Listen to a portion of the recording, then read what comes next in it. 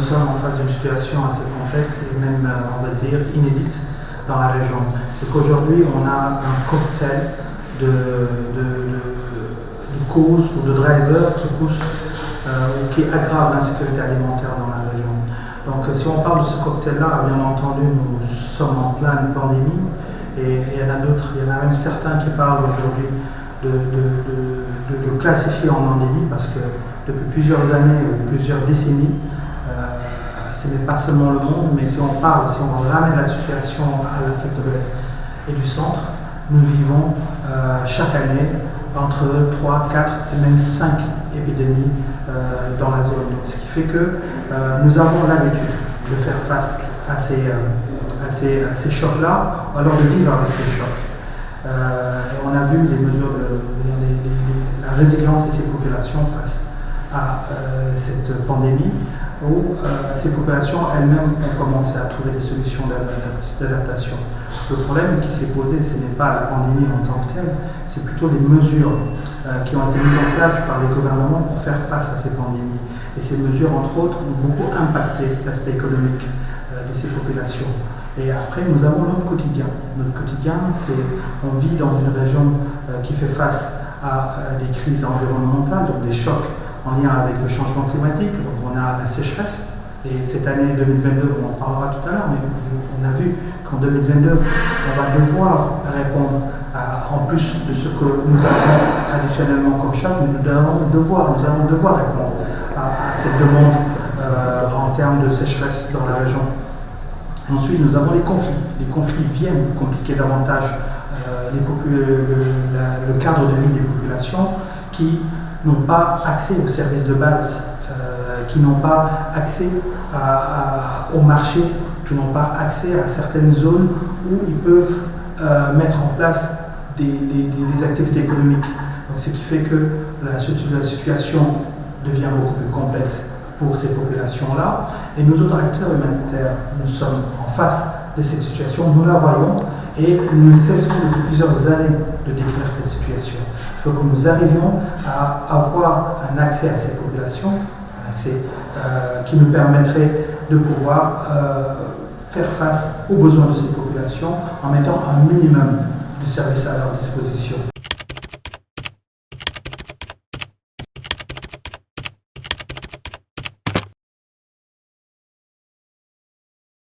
La situation elle est toujours là.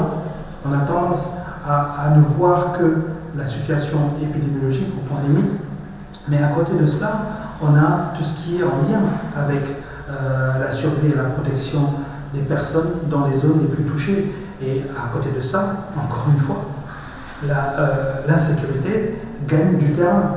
Nous l'avons vu récemment, on parle maintenant du Nord Bénin. La situation est encore plus compliquée. Ça veut dire que la situation sécuritaire ne se cantonne plus dans la zone sahélienne, mais on la retrouve dans les pays côtiers. Donc l'impact est encore plus grandissant. Et à côté de ça, je le répète, parce qu'il y a beaucoup de à côté, les sanctions en lien avec les pays touchés par des changements de régime, par les coups d'État, nous voyons ce qui se passe et ce qui commence aussi à impacter les autres pays, parce que ces sanctions ne vont pas seulement concerner un État, mais ces sanctions vont concerner une région, parce que nos frontières ne sont pas réellement ce qu'elles sont.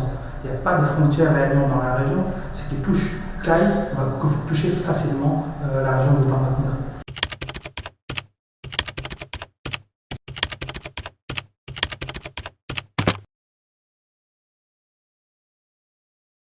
Alors, c'est traditionnellement les pays du Sahel central et les pays du bassin du lac Tchad.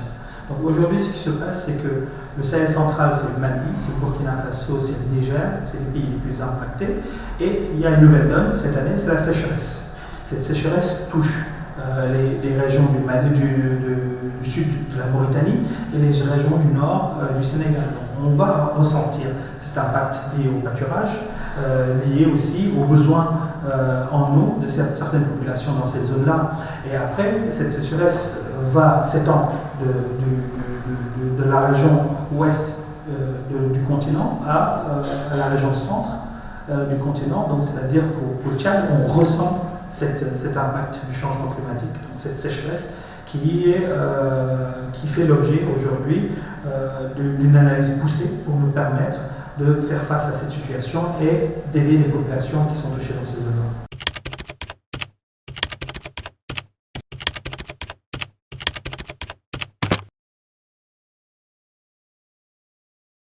Alors, si on parle systématiquement ou si on parle uniquement de la zone Sahel G5, les 5 pays du Sahel, nous nous retrouvons aujourd'hui à peu près à 11 millions de personnes en situation d'insécurité. Si nous l'élargissons à toute la région sahélienne jusqu'au Tchad, nous pensons que 17 millions de personnes risquent d'être en insécurité alimentaire si nous n'agissons pas maintenant. Et même maintenant, c'est un peu tard. Alors, le rapport parle de 35 millions. 35 millions, c'est toute la région Afrique de l'Ouest et du Centre. Donc, tous les pays analysés dans le cadre de l'exercice qui se fait avec l'appui du CILS, donc dans le cadre du cadre harmonisé, les 35 millions concernent toute la population de la région, donc tous les pays qui ont été analysés, les 17 pays analysés. Et si on ramène ces 35 millions à ces 5 pays, je le disais tout à l'heure, effectivement, nous nous retrouvons dans une situation projetée à 11 millions. Et même ce chiffre, nous considérons qu'il doit être revu. Donc, il y a une analyse qui est en cours, ou dans les prochaines semaines, qui va se mettre en place pour pouvoir vérifier ces chiffres-là et les confirmer, ou peut-être même revoir ces chiffres à la hausse, parce que nous considérons que la situation est en train de s'aggraver.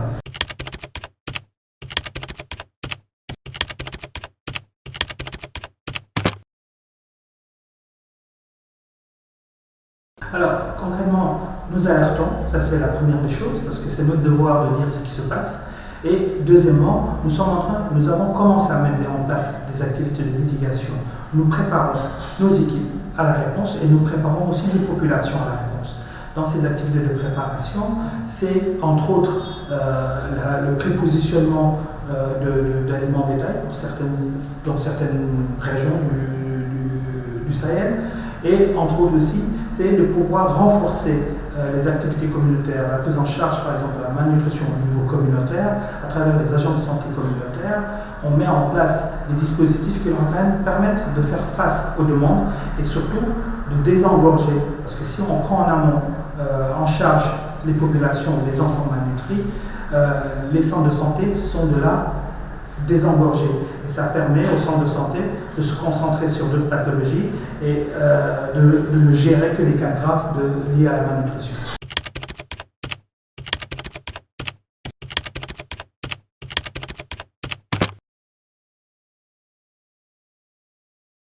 Alors, on est tous conscients, on est tous d'accord, parce que je le disais tout à l'heure, je parlais du CILS et du cadre harmonisé, c'est un outil qui est formidable parce que c'est un outil consensuel.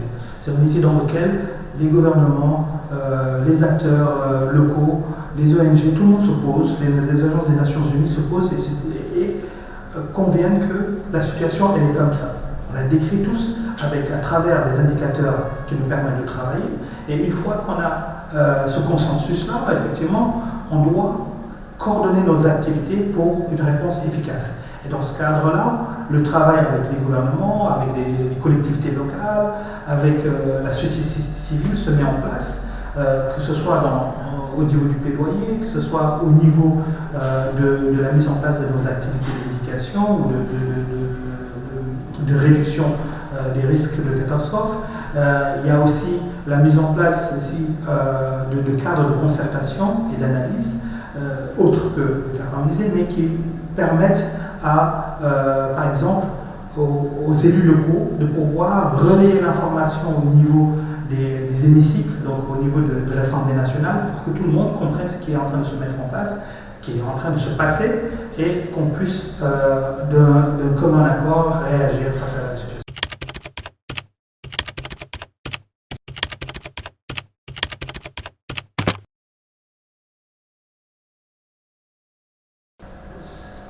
Pour nous, c'est revenir aux basiques de la réponse humanitaire. C'est comprendre l'action humanitaire à travers les principes humanitaires et à travers les droits des populations. Nous devons communiquer à l'endroit de ces populations-là qui sont touchées, et pour cela, il nous faut que les gouvernements nous garantissent on va dire, cet accès en termes de prise de langue, donc d'échange avec ces populations. Ça, c'est la première chose. Et la deuxième chose, c'est qu'il faut aussi que les États nous garantissent l'accès.